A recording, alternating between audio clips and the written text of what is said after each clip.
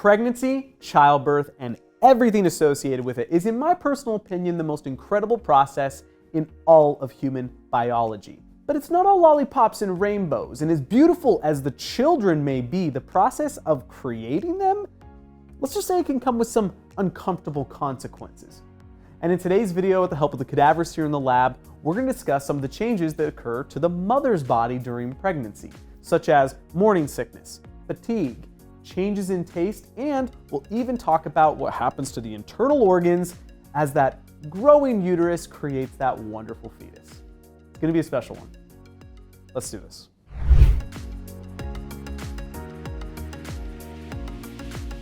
Now, obviously, I don't have a uterus and I've never grown and carried a baby, but I've been fortunate enough to witness the process twice in my lifetime now, and I can say with the utmost confidence, it absolutely blows my mind. There aren't enough adjectives in the English language to describe just how truly incredible the process is.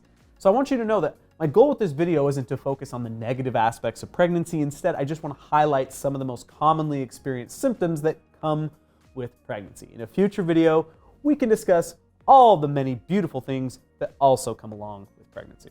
First up is morning sickness, but I want to be clear right from the start. Morning sickness is a misnomer. It can happen at any time of the day and has no obligation to go away simply because you ate lunch. But we still don't know the exact cause of morning sickness, but it seems likely that the hormone HCG is at least partially, if not entirely, responsible.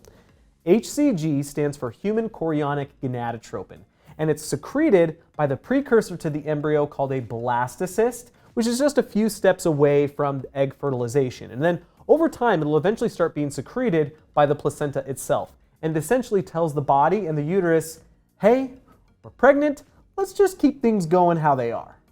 You see, HCG levels double every 48 to 72 hours during the first 12 weeks of pregnancy. That is amazing to me. That means this hormone is doubling every 2 to 3 days for 12 weeks, but then it'll peak, and then it'll actually decrease for the remainder of the pregnancy. If you have higher than normal levels of HCG, that could mean there is a multiple pregnancy, such as twins or triplets, or it could also mean there's an issue with the pregnancy, such as Down syndrome.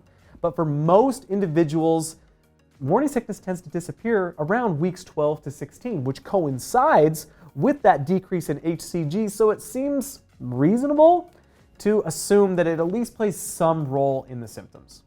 It's also possible that the hormones progesterone and estradiol play a role in the symptoms, considering they have an effect on a wide variety of structures and tissues in the body, including the stomach and intestines, which makes a ton of sense when it comes to nausea. But again, we still don't have a clear understanding of the mechanism. We can't say, oh, it's because of this much estrogen and progesterone and HCG, that's why you get the symptoms. More than likely, they all play a role in some way. But I want you to take a step back and try viewing morning sickness through an evolutionary lens, because if you do that, there's possibly a real good reason why it exists, and that is to protect the growing embryo and fetus during its most vulnerable stage of development, the first trimester. If you're nauseous, then you're probably going to be more selective with the foods that you eat, meaning you're potentially limiting harmful substances from getting into the body and negatively impacting the pregnancy. This is just a hypothesis, but for me personally, it makes a ton of sense. But depressingly, some individuals get a more extreme form of morning sickness that in some cases can last the entirety of the pregnancy, which is just as awful as it sounds. The condition is called hyperemesis gravidarum, and it's actually pretty difficult to diagnose and parse out, is this just normal morning sickness or do we have a real problem on our hands? But it's commonly described as being excessive vomiting that can lead to weight loss and exhaustion and fatigue and result in higher than normal levels of ketones in the urine and blood. If you picture debilitating nausea that can have a dramatic and negative effect on the pregnancy, you pretty much got it. But again, for most individuals, most of the time, morning sickness does go away in the second trimester. Real quick, I want to thank the sponsor of today's video, AG1. AG1 has 75 different ingredients, which includes vitamins, minerals, superfoods, probiotics, and adaptogens. It has completely replaced my daily multivitamin, but the thing that gets me most excited are the phytonutrients that help maintain a healthy gut microbiota. During childbirth, we are squeezed squeezed through our mother's birth canal, and mom's vaginal secretions, which are loaded with microbes, will coat all aspects of our skin, and we will even swallow them. And this means microbes can then populate our entire digestive tract. And then over the next few years, those microbes will become so isolated they become their own unique population, serving a variety of functions and consuming a variety of nutrients. What makes AG1 so great is that it provides these microbes with the fuel to not only survive, but to thrive. All you do is take 1 scoop, add it to 8 ounces of water, and shake vigorously. This is my favorite part. I mean, it's not part of the actual instructions, but it's like a mini workout in the morning. And then from there, you're just going to take a drink and carry on with your day. Look, I'm the type of guy that is all about effortless daily habits. So knowing that a significant amount of my daily essential nutrition has been handled first thing in the morning is a huge weight off my shoulders. If you're interested, visit athleticgreens.com/human anatomy, and they'll give our audience a 1-year free supply of immune-supporting vitamin D3 plus K2 and 5 free travel packs with your first purchase. Go ahead and find that link in the description below. Next up is fatigue, and while there isn't a single cause for fatigue during pregnancy, a big factor is the hormone progesterone, or more accurately, a metabolite of progesterone called allopregnanolone, which increases the affinity of a neurotransmitter called GABA. Now, this is a bit in the weeds, but just stick with me here. GABA has a wide variety of functions, but it's the main inhibitory neurotransmitter in the brain and spinal cord. And activation of GABA receptors leads to drowsiness or just an overall more relaxed state. As progesterone levels increase during pregnancy, the hormone is metabolized, meaning allopregnanolone levels will also increase. And allopregnanolone will bind to those GABA receptors, increasing their responsiveness to GABA, making you feel more relaxed and tired. So basically, higher progesterone levels means higher responsiveness to GABA, which leads to drowsiness. Now, fatigue typically ends for most as the second trimester begins, only to come back again in the third trimester, but that's a whole other can of worms. But this is interesting because progesterone levels actually increase over the entirety of pregnancy. You see, one of progesterone's primary functions is to create a healthy uterine environment for the embryo and growing fetus, so it makes sense to have high levels of it throughout the entire pregnancy. This goes to show that while progesterone plays a big role in fatigue, it doesn't play an exclusive role. Plenty of other hormones and their levels are going to be changing throughout the pregnancy, and when you factor in the stress to the body and mind from the whole situation, I mean, we have morning sickness, an increase in blood volume, I mean, just thinking about the fact that there's a baby growing inside of you, when you factor all that together, I mean, it's not all that surprising that you'd feel kind of tired. Another extremely common experience during pregnancy is a change in taste, typically described as a metallic or bitter taste in the mouth. A 2004 study published in the journal Chemical Senses found that 93% of women reported a change in taste during their pregnancy. Now, self-reported studies are not the most reliable studies out there, but 93% is extraordinarily high. While the mechanism isn't well understood, it's likely that estradiol, which is a type of estrogen, plays the biggest role in these strange tastes. A 2021 study published in the American Journal of Physiology, Endocrinology, and Metabolism found estrogen receptors in taste cells, specifically those involved with tasting fat. This means there's likely a difference in tasting ability between males and females, considering females have more estradiol in their system. I mean, take pregnancy out of the equation, males and females likely taste food differently. In regards to pregnancy, estradiol and estrogens are going to fluctuate beyond normal ranges, obviously for quite some time.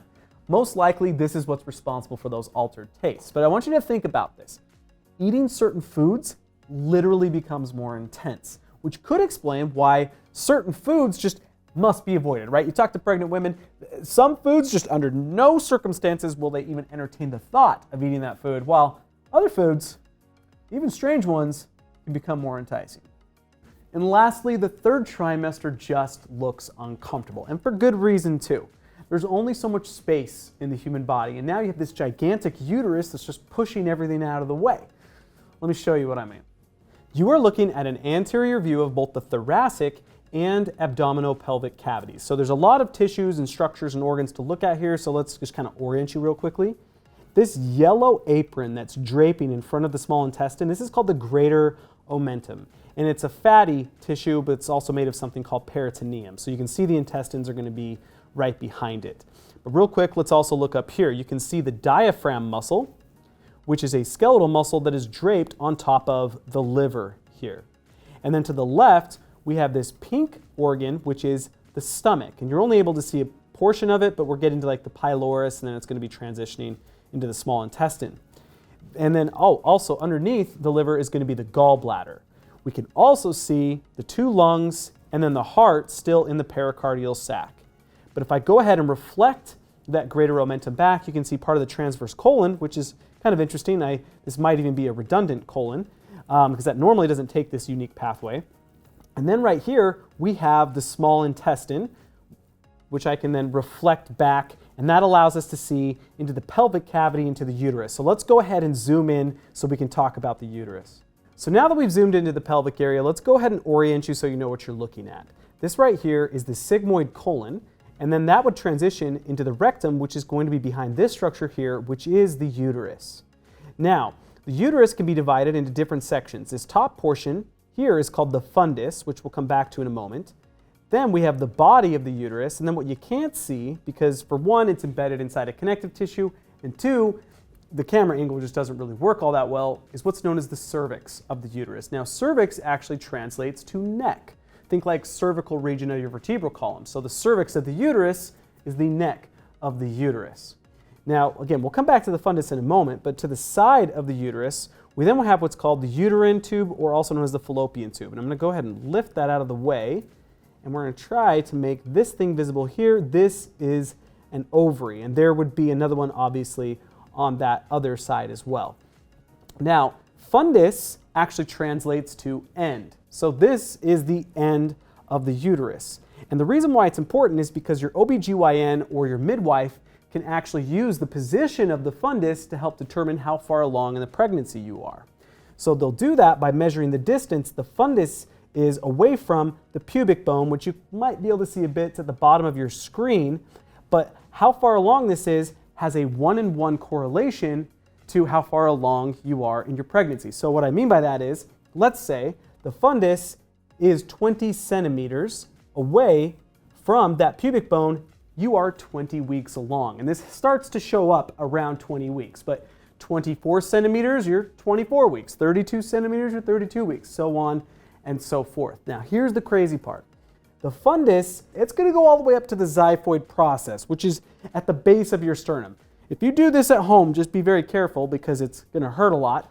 But there is a sharp point at the base of your sternum. That is the xiphoid process. And the fundus is going to come all the way up there when you are full term. That is crazy to me. I mean, just thinking about all the structures that are going to shift, absolutely nuts. So now let's take a look at all the structures that are going to be shifting as the uterus is growing. So again, we have the greater omentum here and the small intestine. So as what happens, as the uterus starts growing, the small intestine are going to start moving and shifting anteriorly and superiorly. So they're going to be kind of like resting on top of the uterus like a shelf. So you can picture all of it just flaring out and resting on top of it. The same goes for the greater omentum because it would be on top as well. And as it's pushing upwardly, it's also going to have an effect on the stomach.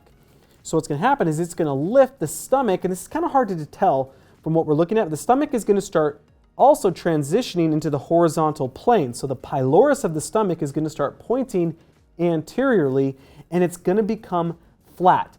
And this is a big cause of acid reflux or your GERD type symptoms. A lot of times you'll hear pregnant women say, like, I'm hungry, then they eat a little bit, and then they feel full, but they're not really full because the stomach is so compressed, it just kind of feels full, but that also can squeeze out gastric juices into the esophagus and can contribute to acid reflux type symptoms. Again, definitely not the most comfortable of situations. The liver is also going to get pushed, as is the gallbladder. And so as the stomach and liver are pushing into the diaphragm, they're going to start pushing into the lungs and the heart. The heart will actually shift in pregnancy. And so again, this is hard for me to do because the cadaver is preserved and everything is kind of like situated in the body, but the heart would also, like the stomach, start to project anteriorly and come closer to the sternum, because the sternum would be just right in front of it. So the heart is going to come towards that sternum and lift.